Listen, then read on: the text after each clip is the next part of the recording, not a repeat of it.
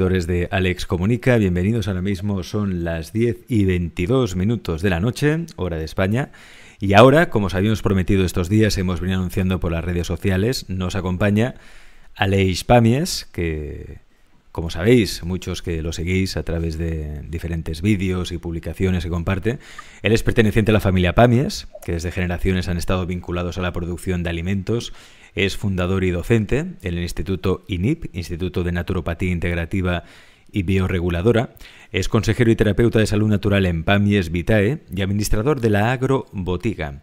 Aleix cuenta con gran experiencia en consulta diaria y ha participado en múltiples foros internacionales y nacionales. Hace poco ha escrito el libro, del que hablaremos hoy aquí en el programa, que es Prevención y Tratamiento Integrativo del Cáncer. Aleix, bienvenido a Les Comunica. Hola, buenas. Encantado, un placer, Alex. Primero de todo, quizá, antes de hablar de la prevención, del tratamiento integrativo del cáncer, habría que hablar de las causas, ¿no? ¿Cuáles son los factores del cáncer? Bueno, los factores realmente son muchos. Lo primero que se tiene que desmentir es el factor genético, que en muchas ocasiones siempre se considera como factor único y realmente se está viendo que la importancia que tiene la genética es entre un 5 y un 10%. Se valora que la mayor parte de procesos oncológicos son desarrollados por otras causas, entre ellas una mala alimentación, la obesidad, por ejemplo, también puede ser un causante, el exceso de tabaco o de alcohol, carcinógenos químicos, y hay diferentes procesos que se pueden ver repercutidos, que si queréis profundizamos, pero ya se está dejando de lado el factor genético y claramente se puede observar, por ejemplo, en dos mellizos univitalinos que depende de los hábitos que tengan unos u otros, va a afectar de una manera o de otra. Entonces, descartamos la teoría genética, es decir, no nacemos predispuestos a tener un cáncer. Genéticamente no estamos predispuestos a tener un cáncer de pulmón o un cáncer de próstata. ¿Se debe más a los hábitos heredados de los padres, por ejemplo, de nuestro entorno, de nuestra sociedad? Es decir, quizá lo que no es genético, pero sí es heredado, ¿no? Porque son patrones heredados. Así es, correcto, exacto. Justamente también se ha podido observar, por ejemplo, en el caso de a veces de mellizos, que cuando son separados, uno se va, por ejemplo, con el padre, el otro con la madre, según los hábitos que tengan cada uno de ellos, pues pueden estar más predispuestos a enfermedades consideradas genéticas, no solo el cáncer en sí. Entonces, como bien dices, muchas veces se heredan los patrones o alimentarios o emocionales, otro tipo de patrones del estilo de vida que puede tener esa persona. Entonces vemos que en el cáncer, claro, hay muchos factores, ¿no? Es que aquí parece que hay como bandos, ¿no? Está el bando que piensa que todos los factores son exógenos, externos, es decir, es que uno tiene cáncer de pulmón porque fuma mucho. Bueno, pues he conocido a gente que ha fumado como un carretero en toda su vida y han muerto por la edad ya, porque eran ya muy mayores, pero no han muerto de un cáncer de pulmón. En cambio, he conocido a gente que prácticamente no han fumado nada en su vida, muy poco, o no han fumado, y han muerto de cáncer de pulmón. Entonces, claro, la cuestión es, ¿qué es lo que provoca el cáncer? ¿Hay un factor emocional que quizás es el que predomina en la generación de un cáncer? Lo digo porque yo he entrevistado aquí en este espacio, he entrevistado a médicos incluso, que me han asegurado que el hecho de que una persona crea que no está... o la insatisfacción que una persona pueda tener con la vida, o que crea que no está siguiendo su camino vital, o que no está siguiendo su misión de vida, es un factor cancerígeno. Yo no sé si eso se ha estudiado o no. Ya sé que es algo, quizá no es un tema demasiado científico, no lo sé, pero te digo, hay médicos que sostienen esa teoría. Yo creo que primero de todo que el cáncer es multifactorial. Si solo hubiera una causa, ni que sea un factor emocional, que es el más difícil de tratar, por supuesto, porque, bueno, es algo que es de lo más complejo, sin ninguna duda, pero sería más fácil si solo esa fuera la causa. Entonces yo creo que es multifactorial y que hay varios procesos que pueden influenciar. Como bien decías, hay personas que tienen malos hábitos y hasta los 90 años están ahí dando caña en perfecto estado. ¿Que el aspecto emocional tiene una importancia? Sí, por supuesto, y ni que no sea científico, sí que hay estudios, por ejemplo, que ciertos impactos emocionales o pequeños traumas sí que pueden aumentar el riesgo de cáncer en el día de mañana. O sea, eso sí que está comprobado que puede repercutir. Otro problema que hay es que si estamos continuamente nerviosos, también generamos cortisol que repercute a la glucosa en sí en estos aspectos, que podemos considerar que es el metabolismo tumoral, tiene mucho impacto directo con la glucosa.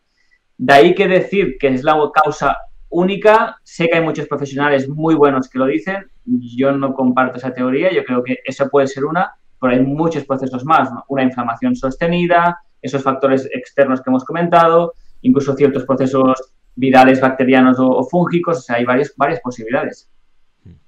Entonces, por ejemplo, vamos a trabajar en la prevención, ¿no? Que siempre nos enfocamos mucho en la enfermedad, quizá lo que tenemos que hacer es enfocarnos en la salud y en tener un cuerpo sano para no tener que sufrir un cáncer, ¿no? Que bueno, el otro día leí, la OMS decía que en pocos años, no sé si dijeron que para el año 2030, una de cada 2 personas en el mundo padecerá un cáncer. Una de cada 2 personas en el mundo. Es decir, estamos hablando de una enfermedad realmente seria y muy grave, ¿no? ¿Cómo podemos mantenernos sanos, Aleix, para que el cáncer no nos toque? Porque a veces dicen, el cáncer es como una lotería. Bueno, pues, ¿qué podemos hacer para no jugar en esa lotería? Bueno, como bien dices, las estadísticas son alarmantes y nos puede tocar a todos el día de mañana. Todos tenemos familiares, todos tenemos conocidos o unos mismos a veces no nos podía pasar. Entonces, realmente es algo que está ahí, que todos estamos de cerca en ello y es algo que tenemos que tener en cuenta. En cuanto a la prevención, yo creo que lo primero que tenemos que hacer sobre todo es la alimentación. Creo que es el punto básico y el pilar fundamental, juntamente con el ejercicio físico. Estos 2 pilares con el aspecto emocional que has dicho, yo creo que sería la clave para tener una vida sana, no solo en el cáncer, sino en prevenir enfermedades crónicas, que cada vez hay más y que se tienen que tener en cuenta, por supuesto. Además, yo siempre digo, en la escuela nos enseñan o hay una asignatura de educación física, ojalá hubiera una asignatura en la escuela de educación alimentaria, educación emocional, educación respiratoria. Si esto desde chiquititos nos lo enseñaran, todo sería más fácil para el día de mañana. El estado emocional, yo creo que convivimos en una sociedad estresada, gracias a mucha gente y como se han podido entrevistar, gente que has podido divulgar también enseña cómo mejorar ese aspecto emocional, pero además también yo creo que es importante el aspecto emocional eso, hacer ejercicio físico, tener unos buenos hábitos alimentarios y en general también vamos a ayudar a esa prevención oncológica. Pero, por ejemplo, ¿hay plantas medicinales? Ya no te diré milagrosas, porque milagros aquí no existen. Pero hay plantas medicinales que nos ayuden, si las tomamos cada día, a no generar tumores, a desinflamar el cuerpo, a tener un mantenimiento para que el cuerpo esté sano. Hay un sinfín de plantas, que ahora hablaremos, pero yo siempre menciono y muchas veces en consulta lo observamos, gente que quiere comer muchas plantas y cambiar sus hábitos no sirve, tenemos que hacer un cambio completo. En cuanto a plantas, por supuesto, incluso a nivel de alimentos también. Hay un estudio súper interesante que en el libro menciono, como simplemente con 2 alimentos, con té verde y el consumo de setas, se consigue un 80% de reducción de cáncer de pecho. O sea, que con solo 2 alimentos se consiga ese porcentaje, son números realmente asombrosos. No solo mencionar, por ejemplo, el té verde o las setas, los alimentos vegetales, por ejemplo, son los alimentos que han demostrado mayor disminución de enfermedades crónicas y ahí podríamos incorporar ya sobre todo el grupo de las crucíferas, col, coliflor, brócoli, colombarda. Estas son las que han demostrado mayor eficacia en la prevención del cáncer. Y como tubérculo, uno que a mí me encanta es la cúrcuma, que la cúrcuma también hay mucha evidencia científica detrás. La cúrcuma, mira que el otro día he hablado con un amigo precisamente de esto. Él me decía que era anticancerígena, sobre todo si la mezclabas con pimienta negra en la ensalada. No sé si eso es cierto o no es cierto. Que la pimienta negra potencia las propiedades de la cúrcuma. Así es. Se valora que puede aumentar un 300% su absorción y ahí nos dejamos otra cosita que ya suele ser habitual en la ensalada. Con la cúrcuma siempre tiene que estar acompañada de pimienta y de aceite o de cualquier grasa. Si, por ejemplo, pones la pimienta y la cúrcuma en un pescado, una carne, en un aguacate, no hace falta que pongas aceite, pero requiere de un sustrato graso para poder usarse como transporte y llegar al tejido adiposo, así es. Y además no solo es un antitumoral, es un antiinflamatorio y teniendo en cuenta que la enfermedad oncológica prolifera en un ambiente inflamado, también nos está ejerciendo ese efecto preventivo por esa vía, además. Yo, por ejemplo, la consumo para el dolor de espalda, que es uno de mis puntos débiles, por esa acción antiinflamatoria. Para el dolor de espalda, sí. Hablemos de eso, de la cúrcuma, porque yo creo que es una especie que no es... A ver, es conocida y quienes estamos interesados en nutrición sabemos de sus propiedades, pero para el gran público yo creo que sigue siendo la gran desconocida. La cúrcuma, ¿qué propiedades tiene? A ver, principalmente por lo que me estás explicando, Aleix, es desinflamatoria, ¿no? Sobre todo, desinflama. Sí, las propiedades más conocidas es antiinflamatoria y antitumoral. Sí que es verdad que además, bueno, tiene muchos más beneficios, por ejemplo, a nivel digestivo. A pesar de que hay personas que les puede sentar mal, en algunos casos también puede ayudar a esa inflamación intestinal y sobre todo donde se está ahora investigando cada vez más es en patologías neurodegenerativas, en casos de Alzheimer, de Parkinson, esclerosis múltiple. ¿Por qué motivo? Porque ya se ha visto que estas patologías hay una neuroinflamación, o sea, que esa inflamación sistémica puede pasar al cerebro. ¿Cómo al cerebro? Cuando hay una inflamación sistémica en nuestro cuerpo, Sí. hay una neuroinflamación. Si tenemos una inflamación neuronal, o sea, a nivel del propio cerebro, eso está aumentando el riesgo de enfermedades neurodegenerativas. Por ese motivo, ahora también la cúrcuma, en algunos casos, se está valorando para eso, para ayudar en patologías como un Alzheimer, un Parkinson, entre otras. Claro, pues la cúrcuma es para prevención o también como solución de la enfermedad. Como remedio Sí, para la enfermedad. puede ayudar en los dos factores, exacto, tanto en la prevención, que es una especie, como bien decías, que aquí en España, por ejemplo, no estamos habituados a consumirla y ojalá lo hiciéramos como se hace en países de la India, por ejemplo. Pero además de ser preventiva, hay muchos estudios como puede incluso disminuir el tamaño de la célula tumoral, beneficiar en ciertos tipos de sintomatologías de otras enfermedades. O sea, no solo preventiva, sino también puede ser una herramienta terapéutica, claro. Terapéutica.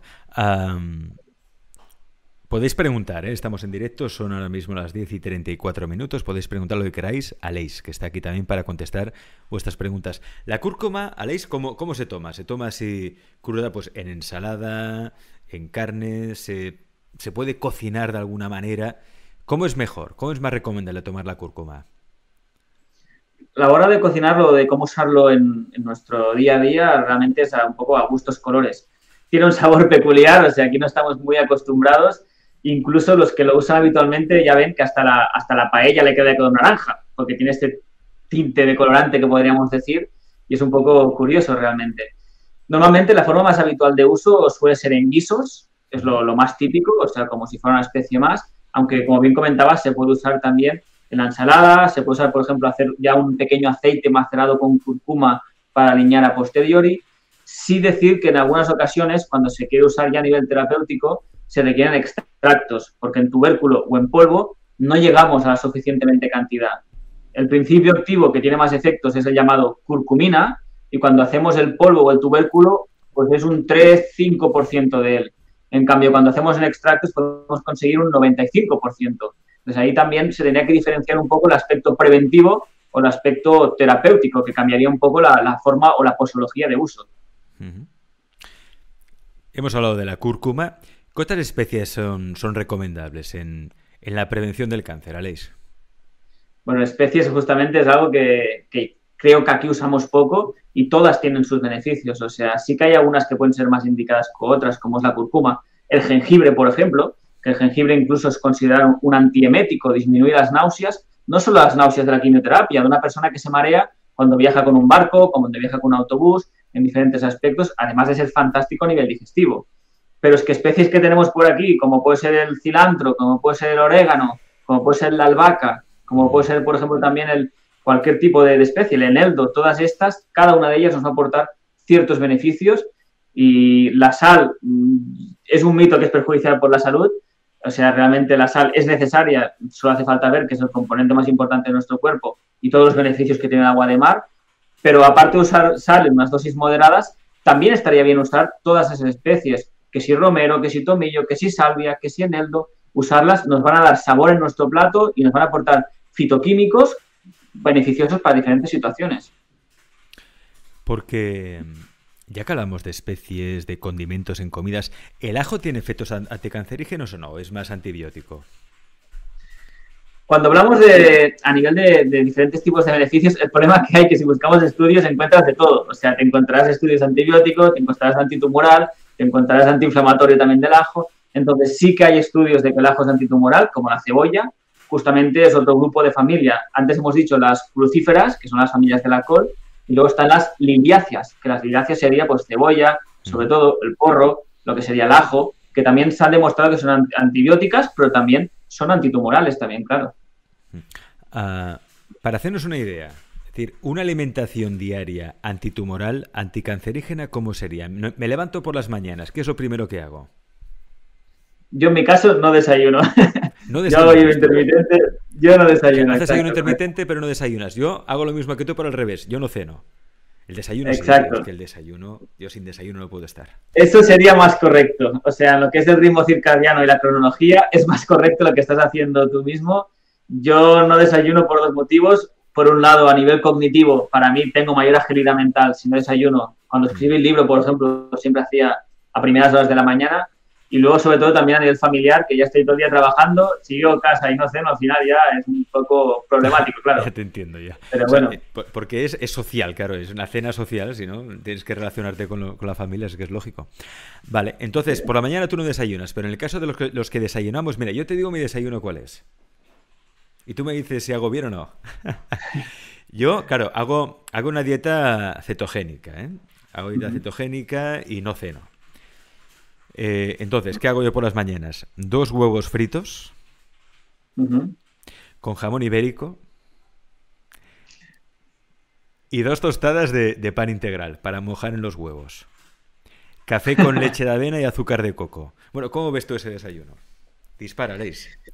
Si habláramos a nivel oncológico, bueno, el azúcar de coco, por ejemplo, es Sí. un edulcorante mucho más sano que lo que sería un azúcar. Y yo usaría antes otro tipo de edulcorantes no calóricos, como puede ser, por ejemplo, una stevia. Antes. Stevia. La stevia, bueno, es nuestra planta preferida ahí. Pero la No es stevia, por ¿cómo? ello Porque solo que- la stevia en polvo que venden en el súper, ¿esa stevia es buena? Eso lleva un 3, 4, 5% de stevia y los otros son edulcorantes artificiales. Estamos hablando de un glicósido. Si queremos usar como edulcorante, ya no hablo de la planta, que sería mejor.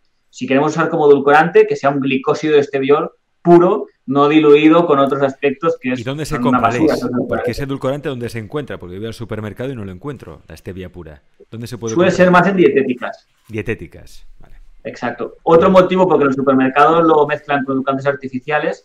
Nosotros, por ejemplo, el bote que trabajamos, que es un bote de 25 gramos, eso equivale a 7 kilos de azúcar.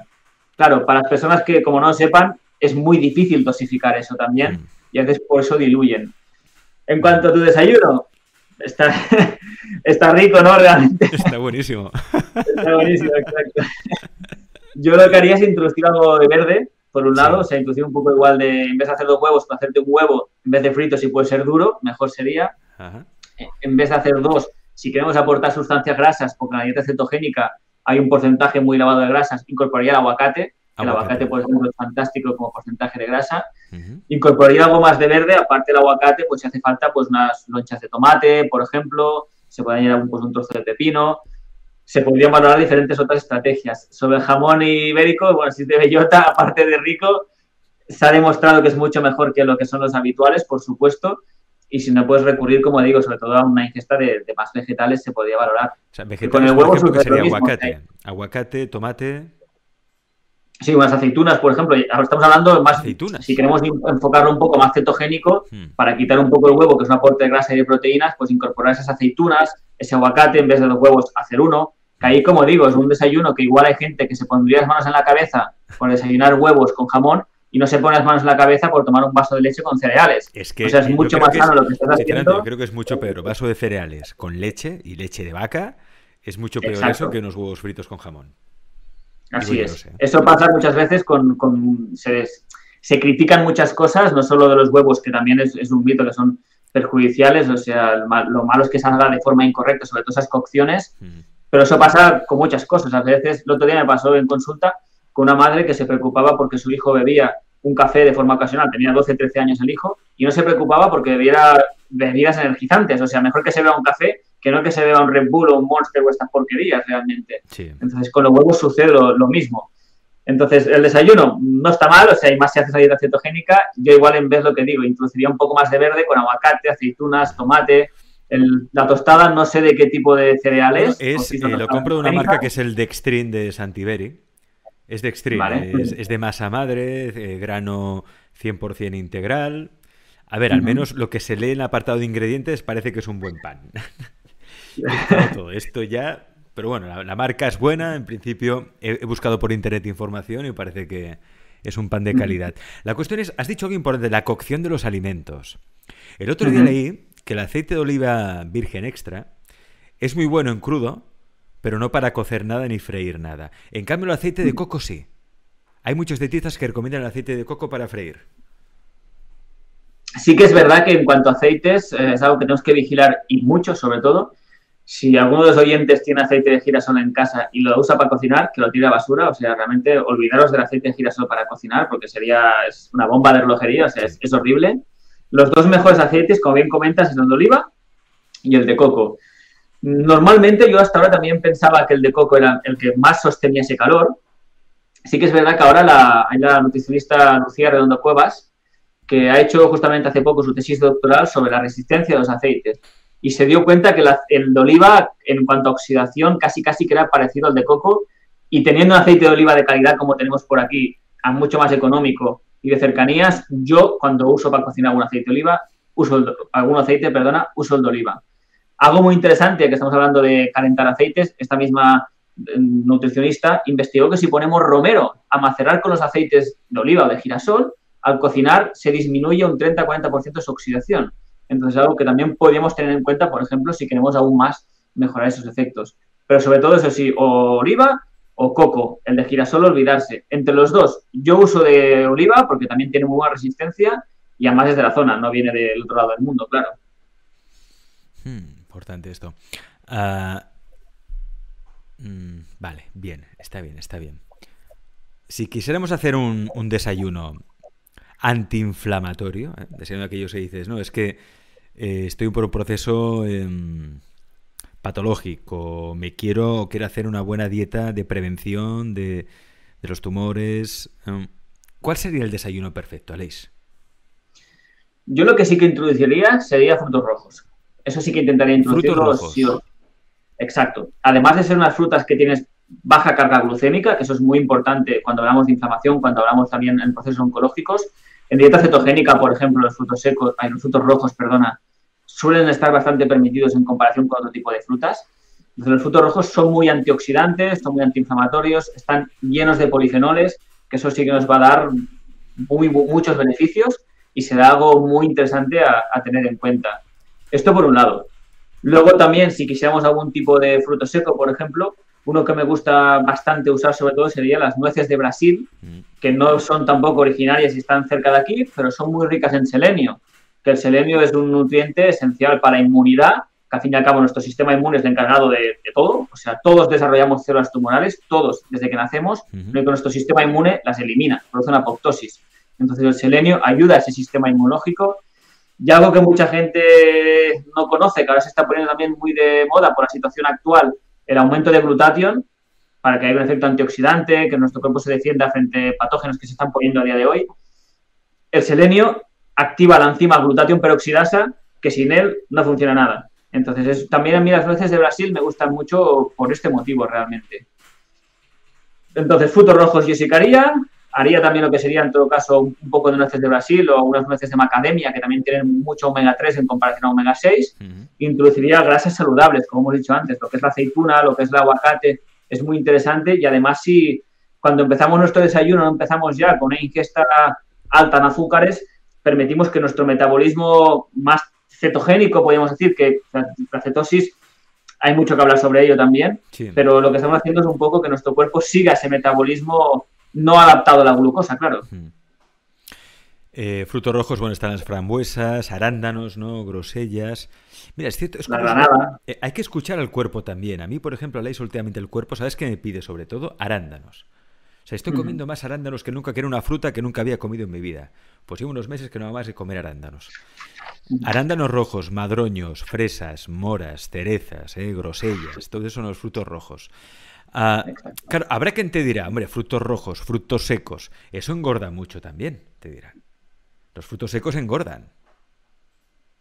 Bueno, si te pasas con ellos, sí, pero si te pasas con ello, todo influye. O sea, tampoco en cuanto a frutos secos no nos vamos a comer cada día 200 gramos de frutos secos. Es algo que tenemos que tener en cuenta. Y también decir que cuando hablamos del tema del peso, que es una cosa que la gente también muchas veces siempre está continuamente mirando, no solo influye lo que son las calorías consumidas con calorías gastadas. Sí que eso es un 70-80% de ello, pero influyen muchos otros factores. Influye cómo está nuestro entorno hormonal, por ejemplo, en cuanto a si padecemos una resistencia a la insulina, una resistencia a la leptina, cómo está nuestra microbiota. Hay estudios, por ejemplo, que ciertos tipos de probióticos o cierta mejora a nivel intestinal sabe que se pierda peso comiendo lo mismo. Hasta incluso puede influenciar en qué momento del día comemos. Porque, por ejemplo, tener un cronotipo de comidas más tardío por la noche, aunque hay muchos nutricionistas que siguen diciendo, eso no importa, o sea, nuestro ritmo circadiano es fisiología pura y por la noche tenemos una menor secreción de insulina.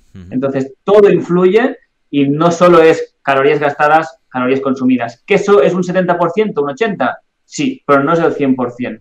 Entonces, la gente se preocupa por comer frutos secos y no se preocupa por comerse un donut a veces. O sea, que eso son cosas absurdas de la naturaleza. Bueno, el donut ya... Yo a mi hijo se lo tengo prohibido ya. Bollería industrial 0. Así de claro. Es que no nos damos ni cuenta de lo que nos metemos en el cuerpo. Que a veces para ir rápido es normal, ¿no? Vas a buscar al niño o la niña al colegio y te piden comida porque tienen ganas de merendar algo y pasas por el súper o vas a un horno, ¿no?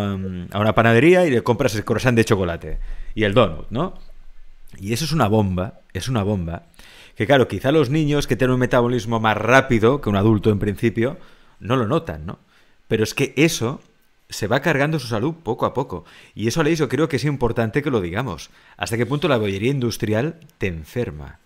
Bueno, y ya no te digo, yo a veces veo chavalines por la calle que van con el bollicao, ¿no? O con el bollo que sea, y luego con el Monster al lado, el Red Bull, ¿no? O estas bebidas energéticas. Digo, ¿pero qué estás haciendo, hijo mío? Claro, como son muy jóvenes, pues el cuerpo lo aguanta todo, ¿no? Cuando uno es joven. Pero te estás cargando la salud, ¿eh? Te estás cargando la salud. Así es. En muchas ocasiones se prohíben incluso ciertas plantas. Ahora mismo una planta tan conocida como la aloe vera, ciertos tipos de extractos se han prohibido por contener un poco de aloína. En cambio, los ultraprocesados, que como bien dices, han demostrado que aumentan mortalidad general, sí, enfermedad cardiovascular, cáncer, enfermedades respiratorias, alteración de la microbiota. O sea, los ultraprocesados repercuten en todo. Y eso se sigue vendiendo y además, a mí lo que me sabe más mal no es que se siga vendiendo, es que además se normaliza su consumo. Se normaliza. O sea, que es lo que decíamos antes. A veces por comer un frutos secos o por comer unos huevos duros por desayuno u otras cosas, o un café, que el café también se mal critica en muchos aspectos, en cambio se normalizan otro tipo de alimentos.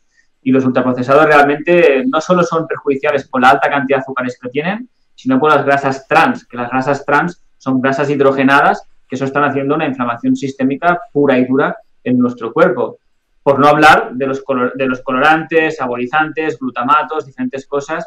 Eso yo siempre digo, cuando haces pop no hay stop, eso es el glutamato. O sea, la adicción que producen estas sustancias es clara, igual como los refrescos. Es que claro, provoca adicción. Porque todo lleva azúcar, Aleix. O sea, tú vas al supermercado, todo, incluso el jamón. Yo he visto jamón serrano, que para que se conserve le meten azúcar. Y dices, ¿pero esto qué es? La cantidad... Incluso hay gente que dice, no, pero si yo no tomo azúcar, yo no me pongo azúcar en el café, no, pero revisa lo que comes a lo largo del día. Todo lo que está empaquetado, procesado, bueno, ultraprocesado, todo eso lleva un montón de azúcar. Y es lo que hace que tengamos más casos de diabetes que nunca. O sea, los casos de diabetes se están multiplicando en todo el mundo por la dieta que estamos teniendo, la alimentación que estamos teniendo. Por lo tanto, quizá, Aleix, lo que hay que hacer es una alimentación lo más natural posible, sin ultraprocesados, y quizá dejando caer unos cuantos mitos que hay sobre la nutrición, ¿no? Tú hablabas antes de algo que creo que es muy interesante, que es el café. El café que está, parece que sea algo maldito, ¿no? Es la maldición. El café, no tomes café, no tomes café. Bueno, a mí me encanta el café, yo me tomo siempre 4 o 5 cafés diarios, oye, y me sienta perfecto. Ahora alguien se pone las manos a la cabeza, 4 o 5 cafés diarios, ¿cómo puede ser? Pues sí, me lo tomo y me encanta y me sienta bien. ¿Por qué dicen que el café es tan malo? Pues si no es tan malo, yo creo que tiene propiedades muy beneficiosas. Claro, depende del tipo de café también, ¿no? Así es. Yo creo que lo más importante es, como bien has dicho, qué tipo de café es y cómo también se ha tostado ese propio café. Lo de la cocción que antes hablábamos sucede lo mismo que con el café. O sea, con la carne, por ejemplo, con los huevos, con el pescado, esos alimentos que pueden ser saludables depende de cómo hayan sido criados, por ejemplo, esos animales y cómo se cocinan a posteriori, va a influenciar de forma directa. La carne que, por ejemplo, comían nuestros abuelos cocinada en un guiso no tiene nada que ver con una carne de a día de hoy que se ha criado en una granja y que la cocinamos a la plancha, que se forman las sustancias aminas heterocíclicas, que son sustancias cancerígenas, ese torradito que vemos encima de la carne. Entonces, ahí lo importante es cómo se cocina y la calidad de ese alimento. Con el café sucede lo mismo. un café que tenga un tueste lo más natural posible, que sea de calidad, que no lleve molido y tostado desde hace 2 años, ha demostrado el café disminuir la mortalidad total. O sea, hay estudios que disminuyen la mortalidad tomar 2-3 cafés al día. Es de los alimentos que tiene mayores efectos antioxidantes. Siempre hablamos, por ejemplo, de que la naranja es la fruta que tiene más antioxidantes y que el zumo naranja es lo mejor para desayunar. Eso es falso. Si tú tienes una naranja, te la comes entera. Olvídate del zumo porque te estás cargando todo lo bueno de la naranja. El café te aporta, como si te tomaras, en cuanto a antioxidantes, que eso se puede comprobar, como si tomaras 5, 6, 7 zumos de naranja. O sea, que el café es de los alimentos que tiene mayor efecto antioxidante en nuestro cuerpo. Y a nivel cognitivo, por ejemplo, o en el mundo deportivo, si se usa de forma correcta y terapéutica, es una maravilla. Ahora, yo sí te sugeriría, si quieres aprovechar más esos efectos, el café solo tiene un inconveniente. Bueno, tiene un inconveniente a las personas que les produce excitación o insomnio. Pero dejando de lado esto, si queremos aprovechar sus efectos beneficiosos, crea tolerancia. Cuando usamos, por ejemplo, el café, la pérdida de peso, cuando usamos en el mundo deportivo, se sugiere hacer 1 mes, 2 meses, descansar 10, 15 días. Entonces, los receptores de adenosina, que es donde se unen esas propiedades del café, tienen tolerancia. Si descansamos, podremos aprovechar después nuevamente sus efectos terapéuticos. Qué bueno. Pero claro, el café de cápsula no sería quizá el mejor, ¿no? No diremos marcas, pero ya sabéis de qué hablamos. No sería más adecuado, así es. ¿Y dónde se compra el café? ¿Cuál es el mejor café, Aleix? Háblanos de marcas también, si quieres, sin problema. Yo te soy sincero, no soy consumidor de café. ¿No? Cuando lo consumo más a nivel terapéutico. No es que no lo consuma por lo que decíamos, por sus mitos. Simplemente a mí no me gusta el sabor a café. Entonces, cuando lo hago más por aportar sus beneficios en diferentes aspectos. Si quisiéramos encontrar la perfección del café, sería comprar café en grano. Si es tostado, pues bueno, que sea un toste lo más natural posible y molerlo nosotros. Molerlo máximo para unos 15 días, ir moliendo a medida que vayamos gastando, que no esté durante mucho tiempo. ¿Por qué? Porque si no, ese grado de antioxidantes se pierde. ¿Por qué? Porque si tú trituras ese café, claro, está en contacto con el aire, hay oxígeno y se oxida. Pierdes esa capacidad antioxidante del propio café en sí. Pero cuando tienes que tomar café, ¿qué café tomas? Bueno, pues cuando te encuentres fuera de casa es imposible. Entonces, eso ahí ya tienes que consumir lo que se pueda. O sea, está claro que la gente es más cómodo las cápsulas, pero lo ideal sería pues un café eso de tueste natural, si puede ser ecológico sobre todo, ajá, y entonces ir triturándolo a medida que vaya siendo posible. Y si no puede ser eso por comodidad, en cápsulas no hay ninguno que sea lo más adecuado, se venden de tueste natural ya en polvo preparados para usar. Aleix, tengo varias preguntas para ti en el chat, iremos leyendo algunas. Mónica Laje dice, ¿por qué es malo el aceite de girasol para freír? Justamente uno de los problemas de la incorporación de aceites vegetales en el mundo, podemos decir, más actual, los últimos 100, 150 años, ha sido producir un desajuste de omega 3, omega 6. O sea, los aceites vegetales, principalmente, por ejemplo, el de girasol y otro tipo, dejando de lado el de oliva, porque el de oliva tiene mayor contenido de omega 9, el de girasol tiene un alto contenido en omega 6. Este contenido de omega 6, a día de hoy estamos sobrepasados de ello. Los expertos afirman que tendríamos que tener 2 partes de omega 6 por 1 parte de omega 3. En Europa estamos en 15:1. En Estados Unidos, 40:1. ¿Quién está mejor en esos ratios? Los asiáticos. ¿Por qué? Porque ellos no consumen aceites vegetales. Ellos consumen, sobre todo, lo que sería pues vinagre de arroz, estas salsas que suelen hacer, salsa de soja, por ejemplo, y además que ellos consumen mucho pescado, que el pescado contiene omega 3. Entonces, consumir aceites vegetales lo que produce es un aumento de los ácidos grasos omega 6 que debido a sus excesos y su mala conversión se puede acabar convirtiendo en ácido araquidónico, que eso aumenta procesos inflamatorios. Si fueran crudos, fuera de máxima calidad, en moderación no sería un problema, pero cocinado, como antes hemos dicho, si cocinamos un aceite de girasol, es muy fácil que se oxide. Y si tú ingieres un aceite oxidado, te estás oxidando tu cuerpo. O sea, si queremos favorecer la longevidad, lo que aportamos son antioxidantes. Entonces, si lo que vamos a hacer es aportar sustancias oxidadas en nuestro cuerpo, es un problema. Más preguntas por aquí. Claro, Mónica también pregunta si la leche es mala. Pues habla mucho de la leche, ¿no? Dice, ¿la leche de vaca no? Pues entonces bebida vegetal o leche vegetal, que eso de leche de avena es un poco extraño, ¿no? Pues bebida vegetal y ya está, bebida de avena. Pero claro, aquí la industria también se ha hecho con este mercado. Entonces no sabes si la leche de avena que compras en el supermercado es más sana o no que la propia leche de vaca. En cuanto a leche, también daría para mucho. Primero teníamos que comparar lo mismo. Cómo son las vacas de las leches que vemos a día de hoy, cómo son las vacas de lo que bebían nuestros abuelos hace 100 años atrás, por ejemplo. Entonces, realmente, eso siempre era el primer hándicap. O sea, las vacas de la leche que se suele consumir están criadas en granjas con alimentos que son una porquería realmente, que lo que facilita es sobre todo su producción sin tener en cuenta nada más. Eso por un lado. Dos, la leche en sí no es un alimento imprescindible por el ser humano, sí lo es o sería ideal la leche materna. Nuestro cuerpo digiere lo que es uno de los componentes de la leche, que es la lactosa, mediante una enzima, que es la lactasa. La lactasa, el simple hecho de envejecer, a partir de los 7, 8, 10, 12 años, esta enzima va perdiendo su capacidad, de ahí que es menos necesario consumir leche. La leche, por ejemplo, si no fuera ecológica, ya se ha visto que puede estar repleta de hormonas, de sustancias tóxicas. ¿Por qué? Porque los tóxicos se mantienen en sustancias grasas. La leche es una sustancia grasa.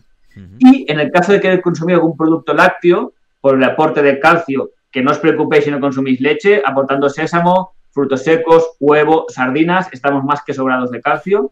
Pero si fuéramos a consumir algún tipo de lácteo, es mucho mejor siempre la cabra o la oveja, porque su cantidad de proteínas, sobre todo por lo que sería la caseína, es más adecuada tanto a nivel digestivo, a nivel inmunológico y a nivel de nuestro fenotipo, podríamos decir. La vaca sería mejor evitarla. Cabra, oveja, mucho mejor, y siempre es un producto preparado, como puede ser un queso o un yogur, mucho mejor porque ha habido una fermentación en comparación a esa propia leche. O sea, el kefir de cabra, por ejemplo, ¿no? Sería un buen postre, por decirlo de alguna manera, por ejemplo. Sería una buena opción, mucho mejor que no un yogur de vaca, por ejemplo, un vaso de leche de vaca, correcto. Lucía Martínez Paradelo dice: hola, bueno, nos estamos centrando mucho en la nutrición, luego hablaremos de plantas, pero es importante la nutrición porque somos lo que comemos y lo que entra por aquí es importantísimo, es el principio de la salud, por eso estamos centrándonos en el tema de nutrición. Dice Lucía: hola, muchas gracias, ¿qué piensas del trigo y el gluten? Tengo entendido que inflaman. También está a debate la soja y las algas. Muchas gracias, Aleix. Realmente el trigo también sucede lo mismo. No podemos comparar el trigo de hace años atrás con el trigo de hoy en día.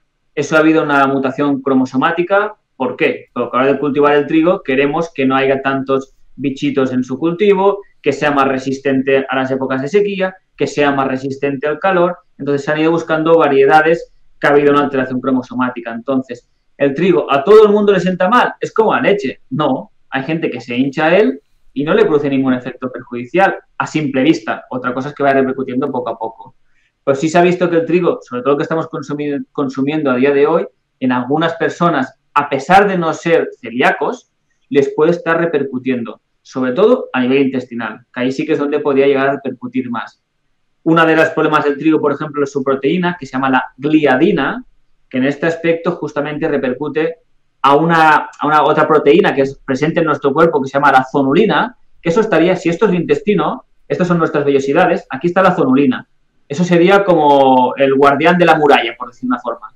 Pues la proteína de gluten daña a ese guardián de la muralla, si la muralla se abre por nuestro tubo digestivo van a entrar diferentes tipos de tóxicos. Es algo que se tiene que vigilar, sobre todo en patologías autoinmunes, en alergias y en situaciones donde puede haber una inflamación sistémica. Por aquí pregunta Maika Pons: ¿la aceituna negra de Aragón es la mejor?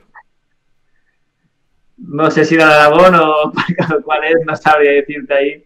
Ahí no sabría responder, la verdad. JL Cosner 86 dice: Aleix, ¿podrías hablar de la dieta dentro del proceso de quimioterapia?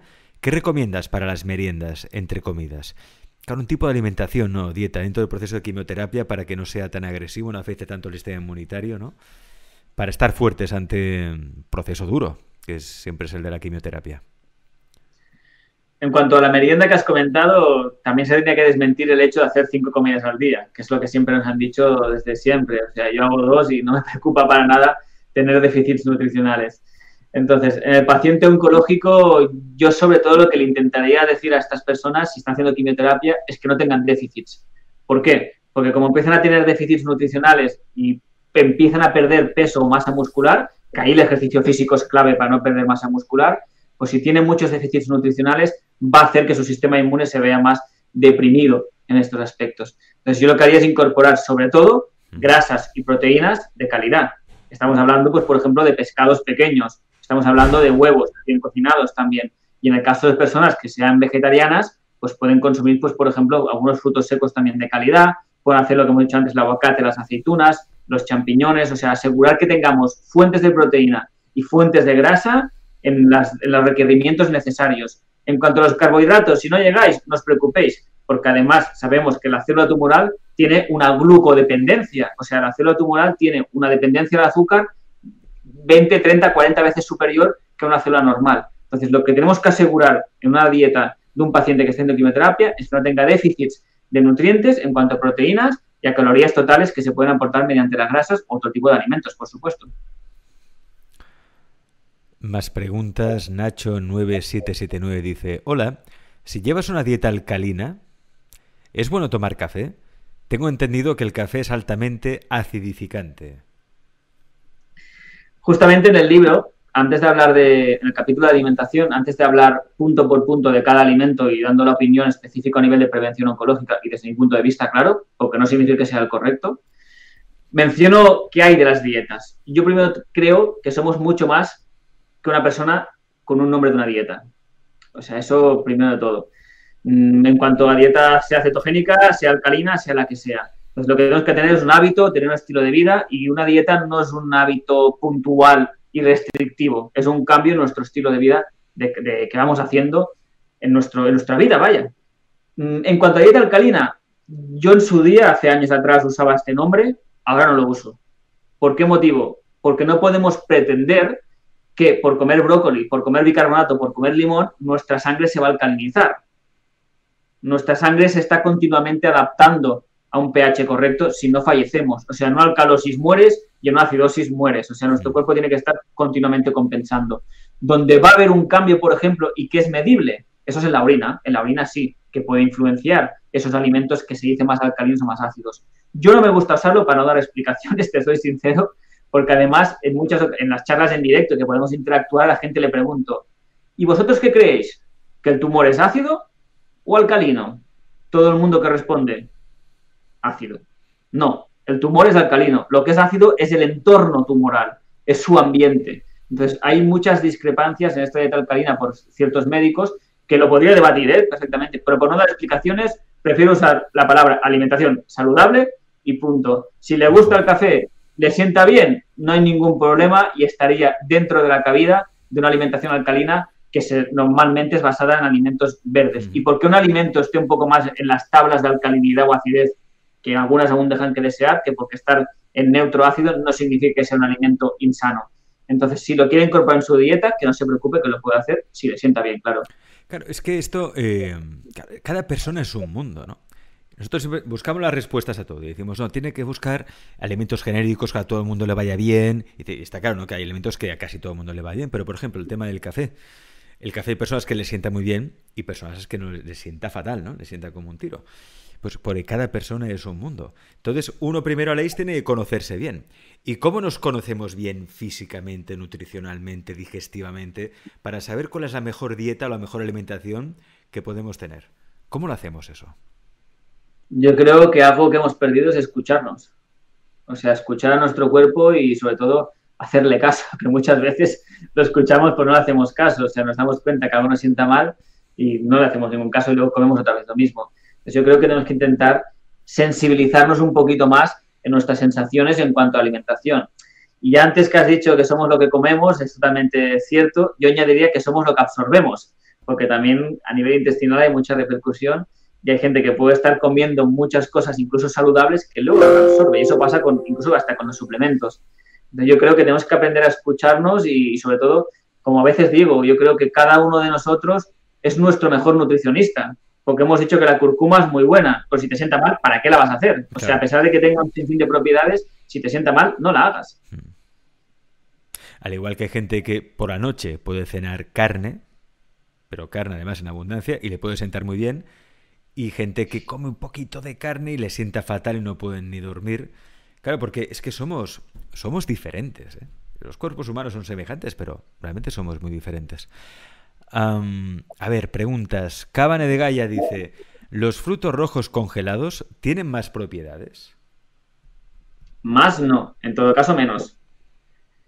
O sea, Menos hay una buena propiedades. parte de los nutrientes que se pueden ver degradados. Sí es verdad que no es una mala opción. O sea, si mejor consumir frutos rojos congelados que no comer bollería o cualquier otro tipo de snack como sustituto de un aumento puntual que tengamos esa ansiedad. Entonces, ganar seguro que no. En todo caso, sí puede perder algunas de las vitaminas que con la congelación se pueden llegar a degradar mínimamente algunas de ellas. María Victoria dice, si en el café con leche no toleramos bien la stevia, porque es cierto que la stevia a veces tiene un sabor, a mí por ejemplo no me gusta, yo las veces que lo he probado no puedo con la stevia. Y hay gente que le pasa lo mismo. ¿Qué podemos poner que sea más sano?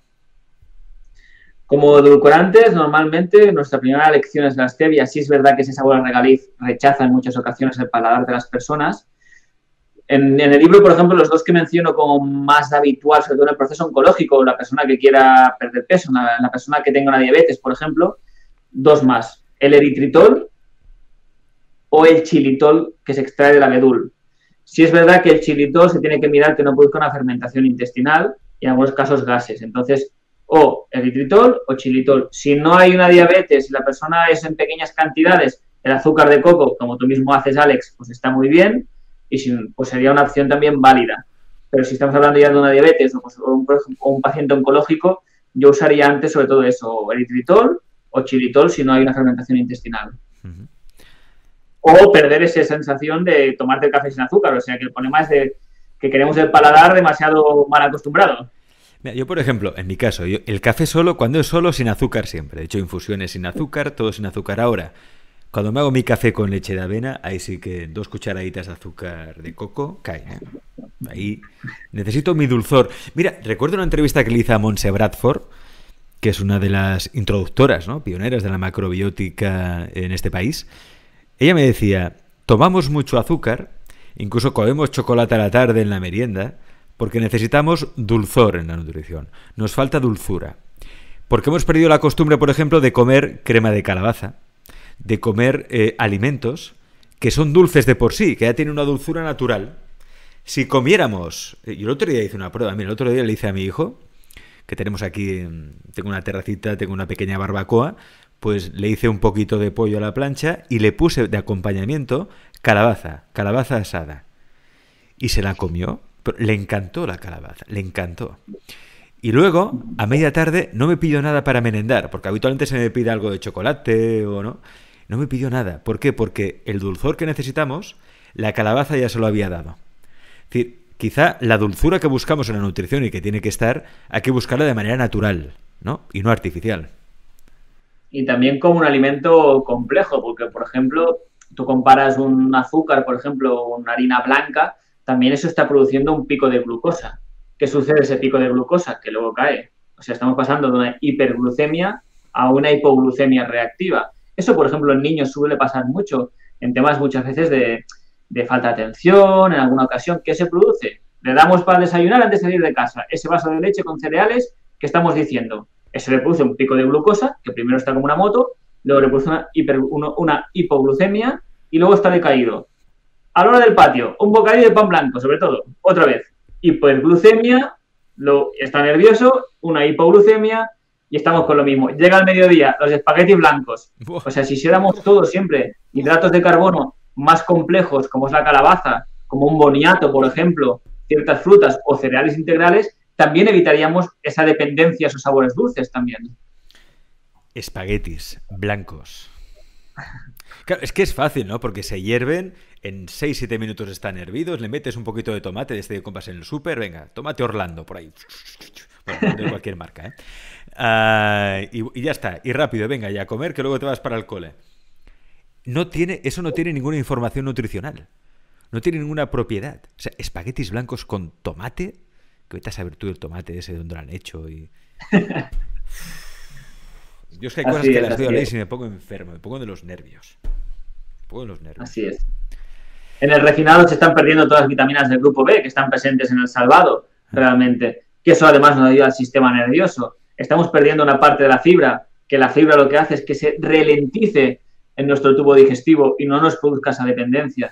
Entonces, bueno, eso es lo que la sociedad quiere vender y es lo que ha conseguido realmente.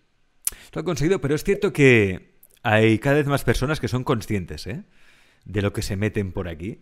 Y cada vez hay más conciencia sobre eso. También es cierto que eso hace que haya como un mercado en la industria del buen comer, ¿no? De la comida sana, que a veces crea mitos que no son ciertos o empieza a hablar de superalimentos que no lo son, y bueno, y se crean modas y tendencias porque es normal, ¿no? Cuando es mercado se crea una tendencia porque quieres vender un producto y ya está. Entonces, a partir de aquí, es lo que decía antes Aleix, ¿no? Aprender a escuchar. Escucha tu cuerpo y ves si solamente te sienta bien o no te sienta bien. Mira que dice por aquí, por ejemplo, Maika Pons, dice, yo hago mermelada de calabaza con higos. Genial. Oye, quizá hay que volver a eso, ¿no, Aleix? Hacerse uno mismo la comida. Todo lo que pueda, lo más natural posible. La industria alimentaria no está para darnos salud, está para darnos enfermedad.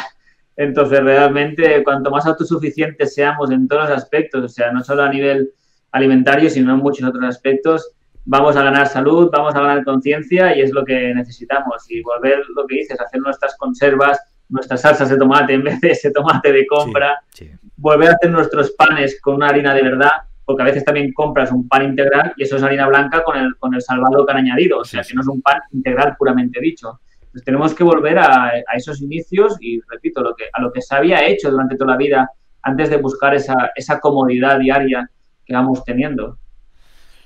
Carañín Nesusa dice, pues el arroz integral está que te mueres. Claro, arroz blanco, arroz integral, ¿es lo mismo? ¿No lo es? ¿Qué pasa ahí, Aleix? Es lo que hemos comentado. Cuando se refina un arroz o un cereal, estamos quitando la parte externa del grano y lo que estamos perdiendo sobre todo son esos contenidos en fibra y vitaminas del grupo B. Es donde lo que se está perdiendo principalmente, fibra y vitaminas del grupo B. Para nada es lo mismo, ni mucho menos, y siempre que haya la posibilidad de que sean integrales y nos gusten. Y si no nos gusta, pues lo que decíamos, pues nos adaptamos el paladar a ellos. O sea que el paladar se va acostumbrando como sucede con todo. O sea, el primer café, la primera cerveza, el primer cigarro que la gente fuma, a nadie le gusta. Y luego la gente se hincha. Pues no nos podemos adaptar a esos sabores también y acostumbrarnos con alimentos amargos, con alimentos integrales. O sea, igual que adaptamos el paladar para malos hábitos, lo tenemos que adaptar para hábitos saludables, que es lo que yo no entiendo. Lucía Martínez dice, en mi caso estoy delgada, me encanta la fruta entre horas. ¿Te parece mucho 4 piezas de fruta por día? Solo tomo cereales integrales. Gracias. Si su cuerpo lo tolera perfectamente, no hay por qué preocuparse de esas 4 piezas de fruta. Que estamos hablando de personas a veces que están siguiendo ciertos tipos de regímenes específicos, pues se tiene que valorar qué tipo de frutas vamos a consumir. Pues si en su cuerpo lo tolera, no hay una resistencia a la insulina y todo es correcto, pues no hay ningún problema. ¿Por qué preocuparse por unas frutas? Preocuparon antes por muchos otros alimentos. Chartillero dice, un bizcocho de zanahoria y una buena ensalada de brócoli. ¡Qué delicia! Bueno, si el bizcocho lo ha hecho él, ¿no? Y es artesanal y se asegura que no lleve azúcar o poquito azúcar o no sé. Estas cosas como todo. Nacho Hammer dice, carne de pasto, lácteos crudos. Correcto, la carne de pasto sería una carne que tiene mucho más ratio en omega 3 que en omega 6. ¿Por qué? Porque no ha comido piensos que han sido con aceites vegetales. Esa es la principal causa también de esos desajustes en los ácidos grasos, por comer carne de mala calidad. Si fuera de pasto, eso no sucedería. Por aquí tengo más preguntas para Aleix. JL Cosner 86 dice, Aleix, ¿cuáles son las cantidades del uso de los hongos para combinar con quimio? Cola de pavo, shiitake. En cuanto a hongos, es algo que a mí me apasiona realmente. En el libro justamente hice un capítulo, o sea, en el libro cuando hablamos de herramientas de plantas medicinales, separamos 3 grupos en 3 funciones, podríamos decir. Por un lado, antitumorales, como segundo lugar, a nivel detoxificante, para eliminar tóxicos o trabajar el órgano afectado, y luego para el sistema inmune. Los hongos los podía haber añadido en estos 3 grupos, pero decidí hacer un capítulo aparte porque es un tema que me apasiona. Cuando hablamos de hongos, ahí teníamos que diferenciar. En cuanto a sistema inmune, los más habituales suele ser el reishi, el shiitake, por ejemplo, y el maitake. Y si hablamos, por ejemplo, que ha mencionado uno que a mí me apasiona, que es el Coriolus versicolor o cola de pavo, estos para mí es de los más antitumorales. Entonces, las dosis son muy variables, depende del tipo de extracto que estamos teniendo. ¿Por qué? Porque una cosa es el polvo de ese hongo y luego es un extracto que está estandarizado en polisacáridos y en esos principios activos, podríamos decir. En cuanto a extractos, se suele sugerir 1 gramo como mínimo de los hongos deseados en cada situación para poder aportar esos efectos o inmunomoduladores o antitumorales. Y sobre todo siempre en ayunas. Los hongos en extractos siempre, siempre, siempre en ayunas. Si no, perderíamos un 70% de sus efectos terapéuticos. Carañín Nesusa dice, Aleix, ¿qué opinas de la chaga? Es un hongo de Noruega. También es uno de los que más me gusta, justamente con el Coriolus versicolor. El chaga también es de los que considero más antitumoral. E incluso hay muchos estudios del chaga ahora también en casos del COVID. O sea que hay mucha investigación en diferentes tipos de patologías. O sea, se ha mostrado que el chaga va bien para subsanar los síntomas del COVID. Así es, exacto, correcto. Yo personalmente usaría antes otros hongos que no este, pero en cuanto a estudios científicos, hay más con este hongo de chaga que no con otros. Yo antes, por esta situación, me gustaría más el Coriolus, porque el Coriolus, por ejemplo, se ha visto que es un antiviral, incluso usado en papiloma, en hepatitis, en diferentes tipos de procesos víricos. O otro hongo que me gusta mucho en esta situación de la sintomatología del COVID, que es el Cordyceps sinensis, que el Cordyceps lo que hace es aumentar la absorción de oxígeno. De ahí que se pusiera de moda en el mundo deportivo para aumentar el rendimiento. Pero en patologías donde hay una dificultad respiratoria también puede ser interesante. Para mí hay cosas más específicas que el chaga, a pesar que hay más estudios con el chaga que no con los otros. Pero bueno, eso depende de lo que investiguen los científicos. Pues sí, bueno, Carañín dice que se le ha colado un anuncio, que si podía repetir lo del chaga. Bueno, ¿puedo repetir lo del chaga brevemente, Aleix? Que te preguntaba que sí que es un hongo que está muy bien y que es un antitumoral, o sea que juntamente con el Coriolus, para mí son los dos que más uso con acciones antitumorales. Y el tercero que usaría sería el champiñón del sol, que no es el mismo champiñón, también es muy antitumoral. ¿Y dónde se compra? ¿Dónde se consigue este champiñón? Pues la primera vez que lo digo. Claro, esto cuando hablamos a nivel antitumoral o a nivel inmunológico suele ser ya más en extracto, no es tanto consumido como con un salteado con ajo y perejil, como suele ser con un robellón o un septo, un champiñón habitual. Seguimos. Nacho9779 dice, para depurar el organismo de metales pesados y tóxicos, tomo espirulina y clorela. ¿Qué más se podría tomar? La espirulina y la clorela son dos algas con una tonalidad azulada verdosa, tienen mucho contenido en clorofila. De las dos, la más específica que consume para metales pesados es la clorela. Sí decir que la clorela no elimina metales pesados, a pesar de que siempre se siga diciendo esto. Ojo, lo que hace es movilizar. Yo he visto personas que consumen la clorela y luego tienen cierto tipo de sintomatología. ¿Por qué? Porque han movilizado los metales pesados de una amalgama, por ejemplo, al hígado y no ha podido metabolizarlos. Entonces, yo siempre que se usa la clorela, le sugeriría que lo hiciera con algún apoyo para el hígado, como puede ser un diente león, un desmodium, que a mí me gusta mucho. ¿Qué otras cosas son más específicos para metales pesados? Cuanto plantas, de las que nos gusta más trabajar y que en el vivero cultivamos, es el tulsi, conocido como la albahaca sagrada. Este ha demostrado ayudar a eliminar metales pesados. Otras opciones, tenemos la cebolita, por ejemplo, que es un tipo de polvo especial también que puede ayudar, o algo que también ahora está bastante de moda, podríamos decir, el NAC, que el NAC es la N-acetilcisteína, que también ayuda a los metales pesados. ¿Qué opinas, Gosan? XP dice, ¿qué opinas del tofu? En cuanto al tofu, es considerado en algunas ocasiones como una carne vegetal y se usa para ello. Entonces, yo personalmente, tofu y seitán, que son los dos más habituales de consumo, sí. ¿Para qué consumirlos teniendo unas legumbres, teniendo un fruto seco, teniendo dos opciones? Lo que sí que le sugeriría que no se hinche a consumir hamburguesas, frankfurts de tofu y alimentos ya procesados de estos. Que puntualmente desea consumir, que compre el filete de tofu, bueno, la loncha de tofu, no ya preparada y procesada, y bueno, pues una fuente de proteína bastante adecuada, porque tiene un porcentaje muy alto de proteína. Sí que es verdad que proviene de la soja, que las sojas hay ciertas controversias, por un lado si no es ecológica, es transgénica, y luego sus fitoestrógenos, en algunas situaciones, pues bueno, hay dudas en algunos casos. Bueno, por aquí pregunta Melita 7 que se acaba de conectar, que hablará sobre los edulcorantes más adecuados. Bueno, Aleix ha hablado que el mejor es la stevia. La stevia es el mejor edulcorante que hay. A partir de aquí, quizá el azúcar de coco. ¿Qué otros edulcorantes habría, Aleix? Aparte de azúcar de coco, stevia. Había comentado los dos, el eritritol y el xilitol. Vale. Son los otros dos que había comentado que se podrían acompañar en estas situaciones.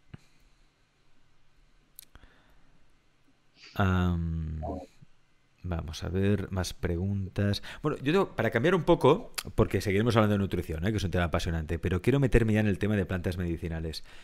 Kalanchoe. Aleix, háblame del Kalanchoe. ¿Qué propiedades tiene? ¿Está demostrado que realmente tiene propiedades anticancerígenas? ¿Para qué tipo de cáncer? El Kalanchoe es de las plantas que usamos más en procesos cancerosos, en procesos tumorales. Es de las primeras plantas que empecemos a investigar para ello. O sea, nuestros inicios fueron con la stevia y luego, bueno, ahora tenemos en el vivero más de 250 variedades distintas de plantas medicinales. Pues la Kalanchoe fue una de las primeras también que conseguimos y que empecemos a investigar sobre ello. Sí que ha demostrado ser antitumoral, o sea, sus efectos. Cuando hablamos de una planta es antitumoral, o sea, no, que la gente no malinterprete que es me la como y el tumor desaparece. Ojalá si fuera. O sea, eso no existe. O sea, las plantas en estos casos a nivel antitumoral nos pueden ayudar por varios beneficios. ¿Por qué se consideran antitumorales? Uno, porque estimulan la apoptosis. La apoptosis es ese suicidio celular que no todos tenemos células tumorales y estas son 5 células. Esta es mala, la elimina y evita que se prolifere. 2, son antiangiogénicos. ¿Qué es la angiogénesis? Yo si me hago un corte, lo que hará mi cuerpo es intentar cicatrizar ese corte, produciendo nuevos vasos sanguíneos. ¿Qué pasa? Que cuando hay un tumor, intenta cicatrizar ese tumor, no puede, vasculiza nuevos vasos sanguíneos y eso hace que le demos de comer continuadamente o se pueda expandir. Y además la Kalanchoe también tiene un efecto antiproliferativo. Yo sí que es verdad que es una planta que no la usaría como preventivo, sino la usaría como tratamiento complementario. ¿Por qué? Porque es una planta que es más fuerte, en algunas ocasiones puede causar molestia digestiva, incluso si se hacen dosis muy elevadas, pues yo la usaría como tratamiento, no como preventivo. Como tratamiento, pero no como preventivo. Exacto. Vale. Como preventivo antes nos centraríamos en la alimentación, en una cúrcuma, en depurar nuestro cuerpo, en fortalecer la inmunidad. La Kalanchoe ya hemos considerado como un antitumoral. ¿Para qué tomar un antitumoral si no tenemos ningún tumor? Claro. Pero bueno, tampoco hace daño. Si la quieres tomar, ¿no? Bueno, pero como te digo, en algunas ocasiones a nivel digestivo puede repercutir un poquito, ¿sí? Entonces es algo que tenemos que valorar. Si te sienta bien, lo podrías hacer. Hemos tenido restaurantes, y alguno de ellos incluso con estrella Michelin, que nos pedía Kalanchoe para sus platos. O sea, que se puede usar incluso en la cocina. Sí que es verdad que ahí nos pedían las hojas más tiernas que había, las chiquititas, y estaban muy bien alineadas y con muchas otras cosas, y no la dosis que se suele hacer a nivel terapéutico. Pero yo, por ejemplo, me tomo muchas cosas para cuidar mi salud. La Kalanchoe no la consumo, por ejemplo. Prefiero hacer otros suplementos, otras plantas y otras estrategias antes que ello. Lucía Martínez pregunta: Aleix, ¿qué opinas del consumo de algas? El consumo de algas está muy bien, es un alimento que, como antes decías, los superalimentos, algunos de ellos se han puesto de moda y para mí una granada, un brócoli, un aguacate es un superalimento. O sea, realmente tenemos superalimentos típicos que consumimos en nuestro día a día. Las algas también tienen mucha riqueza en cuanto a minerales, proteínas, en cuanto a vitaminas también. Es un alimento que está muy bien, que también sería interesante ir introduciéndolo en nuestra dieta, como hacen en otros países, a excepción de hipertiroidismo. En estos casos estaría contraindicado. Genial. Podéis preguntar también. Sí, podéis preguntar de todo, ¿eh? No os preocupéis por eso, aunque nos centramos en nutrición, pero también podéis preguntar. Claro, cuando se habla, Aleix, de plantas medicinales, claro, se habla de Kalanchoe, ¿no? Pero habrá otras muchas plantas que se pueden aplicar para otro tipo de problemas, ¿no? ¿Qué plantas medicinales destacarías tú en el tratamiento contra el cáncer? En cuanto al tratamiento contra el cáncer, además de la Kalanchoe, una planta típica y que tiene un potencial súper interesante, por ejemplo, podría ser lo que es la aloe vera.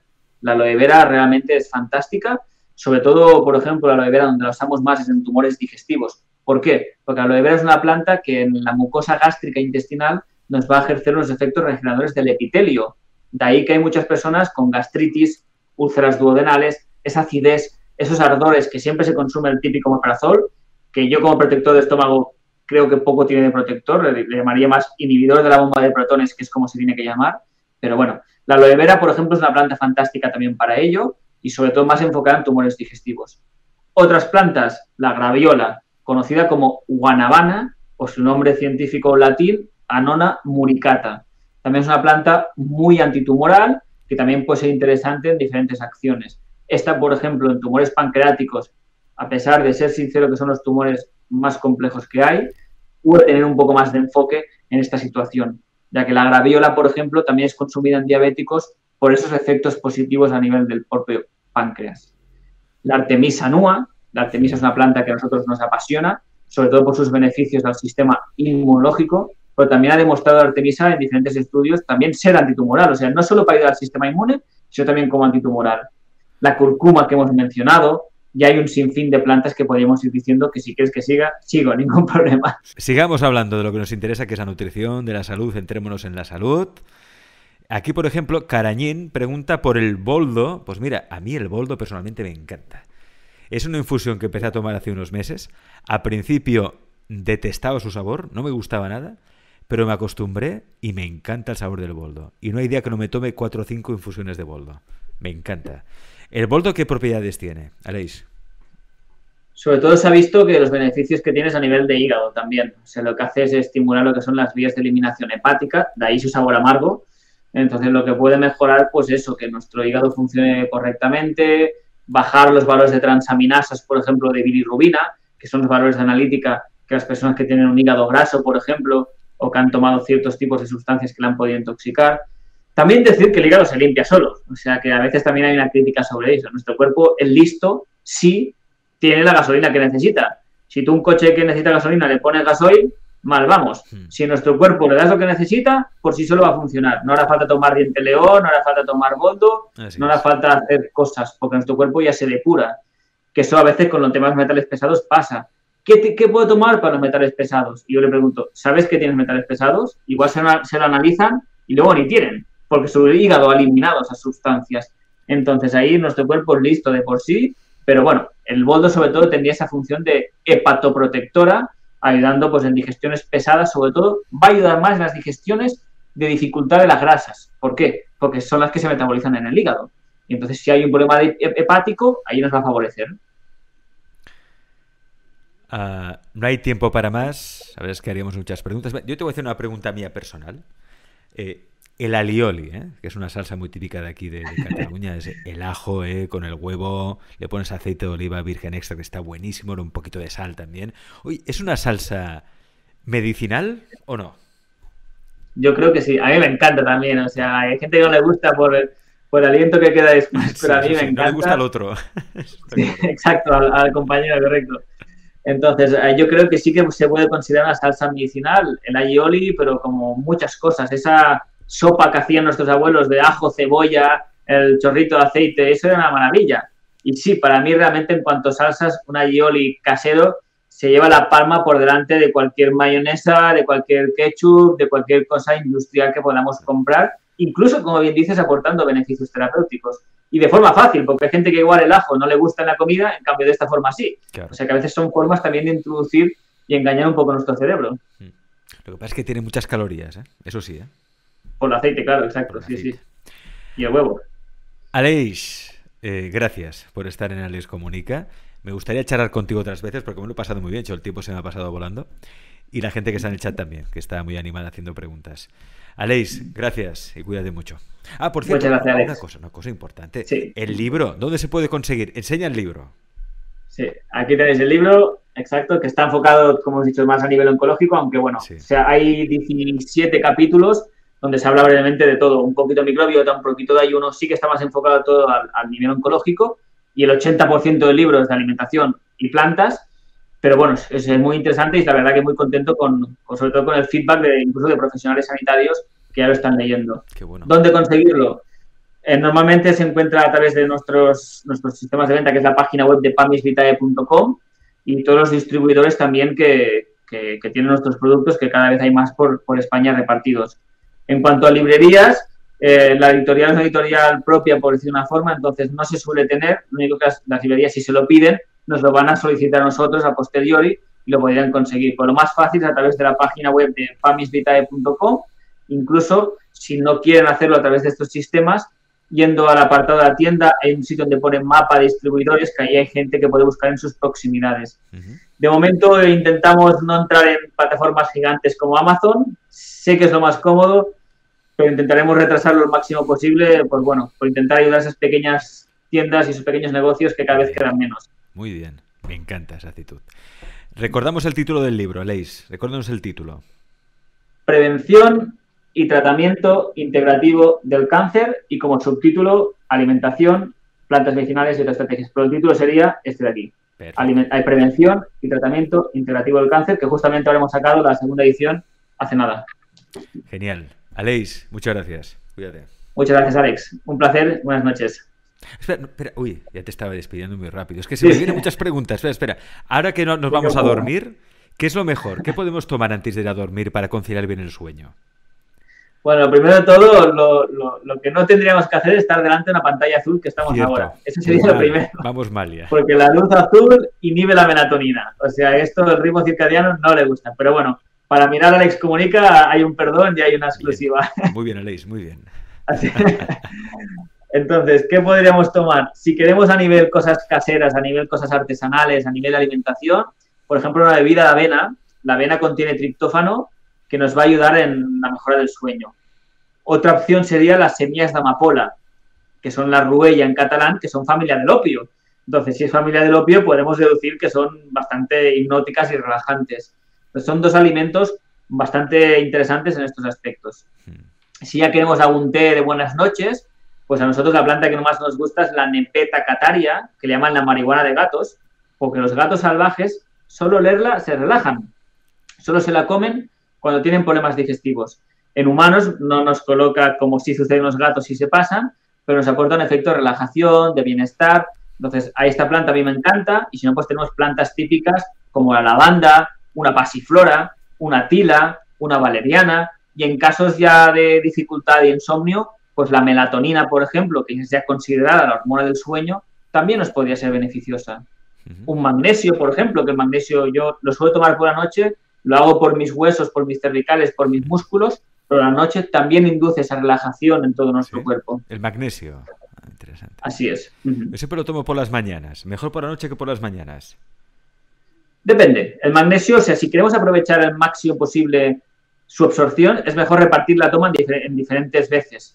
Porque a mayor cantidad, mayor excreción renal. Entonces menos absorbemos. Vale, yo por pereza me las tomo las dos juntas. Por la noche, porque a mí me interesa más relajar la musculatura por la noche. Si haces deporte, sí que a la mañana te puede interesar consumirlo antes del deporte.